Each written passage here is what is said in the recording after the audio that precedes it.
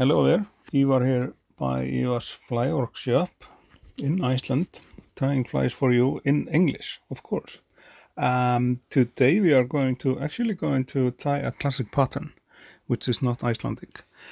This is a variation of the royal bucktail, but I'm gonna cheat a little bit on the original pattern, so we are tying it in the way which I like the best. You can find the fly in this book by John Buckland. It's an excellent book which holds hundreds of patterns, and the difference I'm going to make today is that instead of a bucktail wing, we are going to use a marabou wing, which is much more lively in the water and gives the fly total. It's going to be much more alive in the water. Just try it and tell me in the comments how it works, because it really works. It works in Iceland for both trout and the brown trout and the sea trout, and I presume it's going to work in the areas which it was designed in the Americas, as I understand, the North American states and then Canada. So we start by attaching the thread to the shank of the hook, and we pick a feather out of golden pheasant for the tail. And if I'm like I'm here, I'm not kind of satisfied with the length of the tail. It's a little bit long, so then you can unwrap like that and leave 3 or 4 wraps. Then you can kind of just pull the feather and pull it in place so you get it in the preferred length that you want it.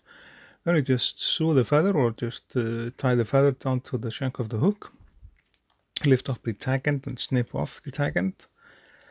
And then we'll start to think about the body of the fly, but the body of the fly is made out of peacock hearl, and it's made out of red floss as well.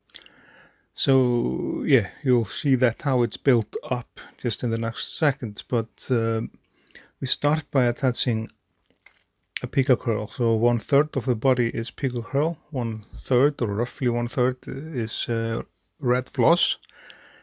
And then again, the rest of it is peacock hearl. So it's just tied on like this. Leave the thread in the place where you're going to stop the peacock hearl body type. You wrap the peacock hearl around, and you must be careful with those. They are not too strong, so you must not do it that hard. You're going to break the fibers. Then we'll just wrap it carefully around the last step, and then lock it in place with your thread.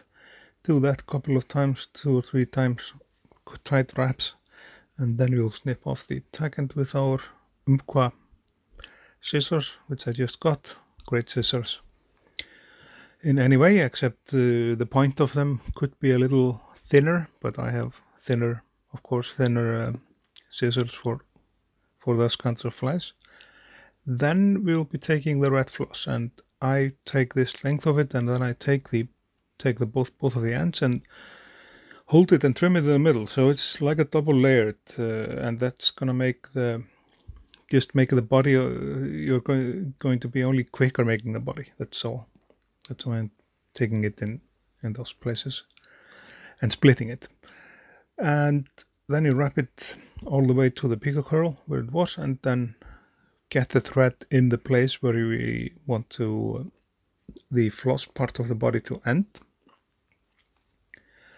And then there is nothing left but wrapping the floss to the body of the fly. And as you see, with the floss like in double, it's I don't know if it's saving a lot of time, but it's definitely making the job much easier. It's covering a wider area, and it's covering, like it's I tell you, it is easier to do it like this. You save some troubles with it, I believe. Then we lock that in place with our thread. I'm using an Uni 8.0, just black classic thread.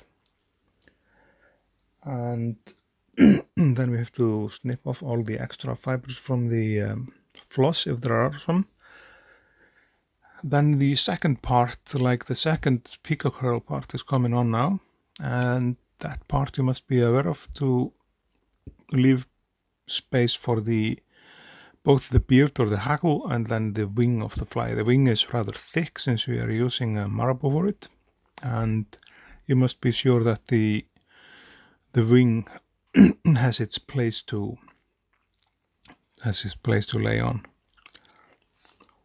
And then we wrap the peacock hearl just around there, not further than that.